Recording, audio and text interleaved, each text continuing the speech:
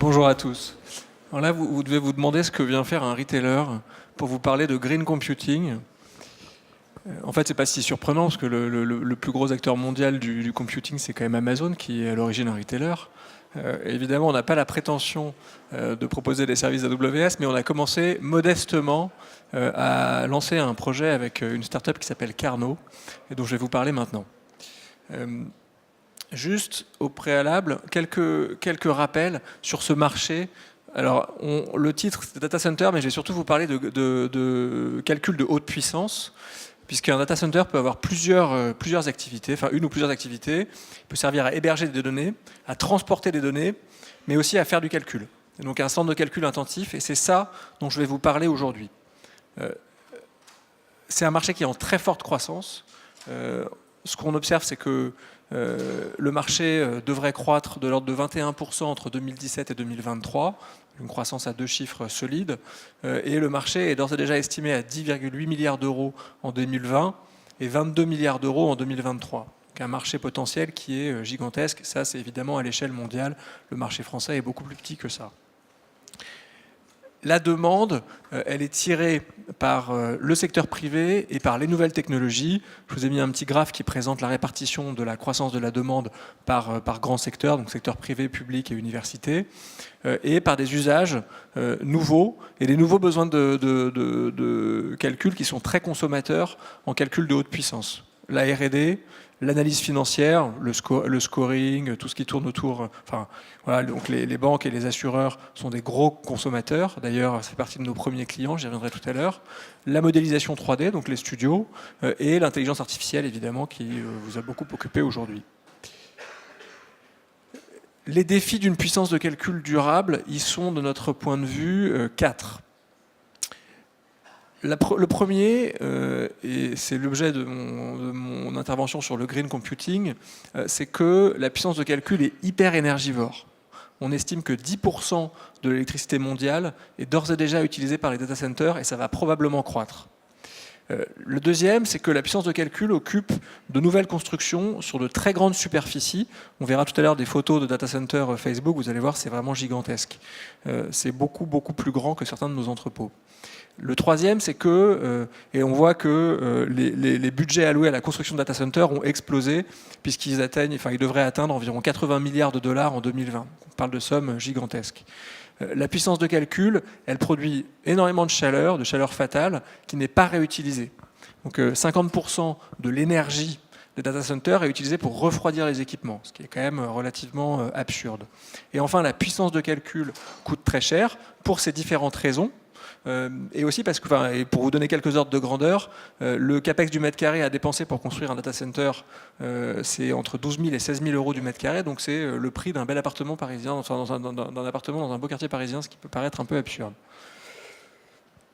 Donc on a cherché, voilà, donc quand on dit vers un modèle durable, le modèle initial, c'était vraiment, je pense, à la rentabilité et au profit que je vais pouvoir générer, avec des infrastructures non optimisées, la construction de nouvelles surfaces immenses et la délocalisation de ces surfaces dans des zones déjà réfrigérées.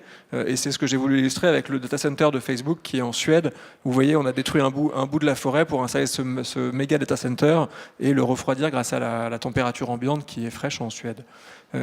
Vers un modèle où on pense de manière plus, ce qu'on appelait le think global, avec plus de performance environnementale, la réutilisation de constructions existantes et bien sûr des enjeux de souveraineté qui sont de plus en plus importants pour nos pays. Et la France, évidemment, a elle-même des enjeux de souveraineté importants.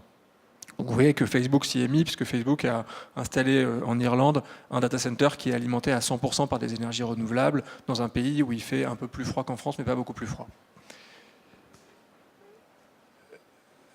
Ce qu'on voit, c'est que cette tendance à la construction et au développement de data centers plus durables est réelle et qu'en revanche, les initiatives sont encore un peu dispersées.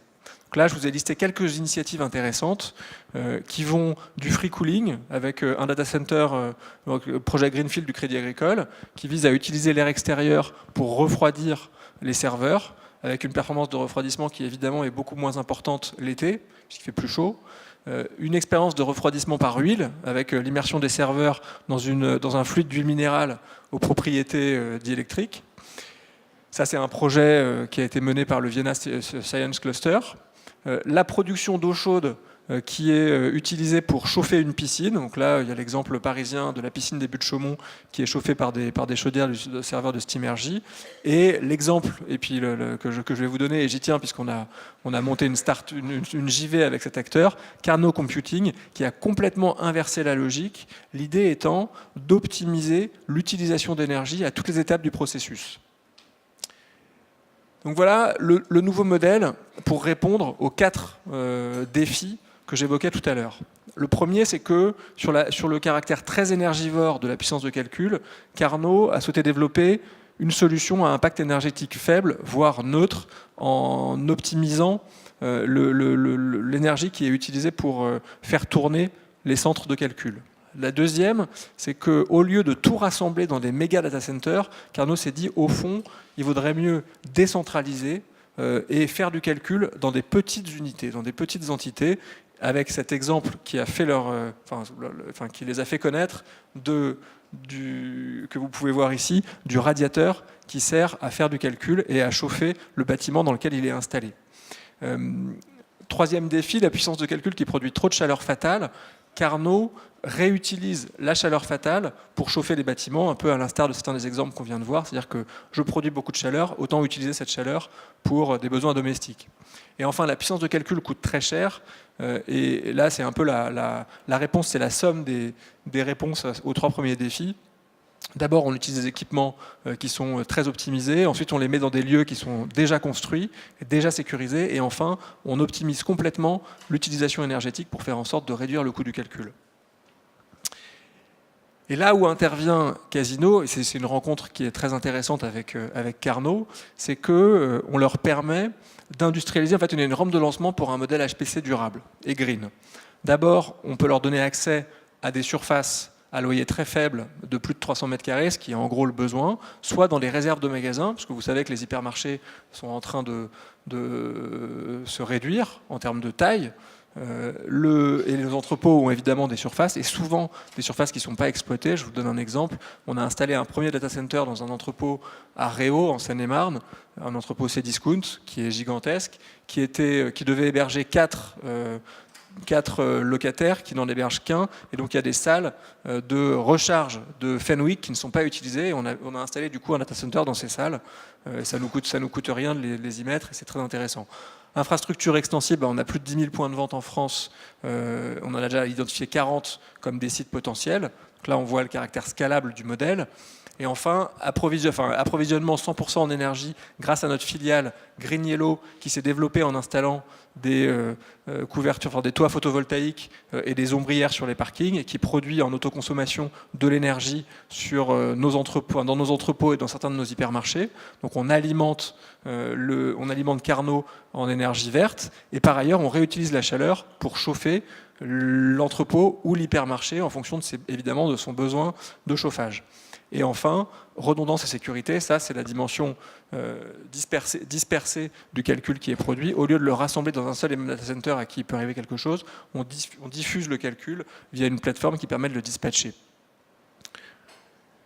Et ça nous permet d'aboutir à une solution qui nous paraît extrêmement intéressante, une tarification qui est très compétitive, avec un positionnement prix super économique, du matériel haut de gamme, hyper optimisé, des loyers très faibles et la récupération de la chaleur qui est au cœur du modèle.